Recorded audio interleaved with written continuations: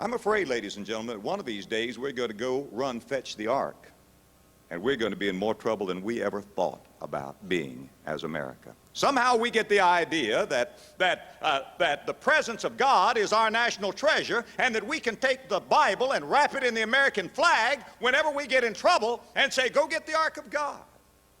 Fetch it. Fetch it. Fetch it. It'll save us. I wonder how many more days of opportunity God is going to give the United States of America. I hear people say, well, God is our only hope. My dear friend, God is our biggest threat. I'm not nearly as afraid of what the communist or the humanist or any other immanist is going to do to us. I am afraid of the judgment of Almighty God. God will not be used. Do you know what is wrong in America? There is no fear of God. And you know who's leading the band because there's no fear of God? The clergy. We're a bunch of backslapping, wisecracking, sanctified morons, making light of holy things. I enjoy a joke as well as anybody. And I believe that humor is a holy gift of God. But I'm telling you, my dear friend, I am frightened at the cavalier attitude that some people have to the holy things of God.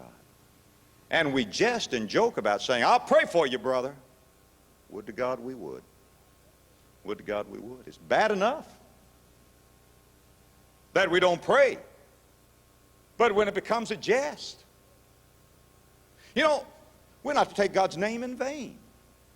You know what that means? You don't have to be cursing to take God's name in vain.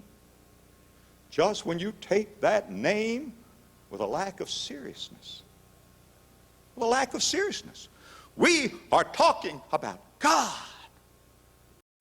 Do you know what we need, my dear friend, in America? The fear of God. It needs to begin with us. These are serious days. These are desperate days. People talking about safe sex. Sex is a holy thing. When God says flee fornication, thou shalt not commit adultery, he's not trying to keep us from sex. He's trying to keep sex for us because it's a precious and a holy gift of God.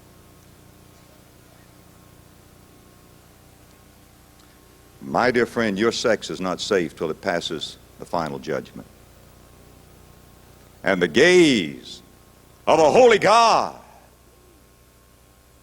who has said that marriage is honorable and the bed undefiled, but adulterers and whoremongers God will judge. If you get past that judgment, you can call it safe. But we need a burning, blazing, emotional, passionate love for Jesus Christ. I mean, we need it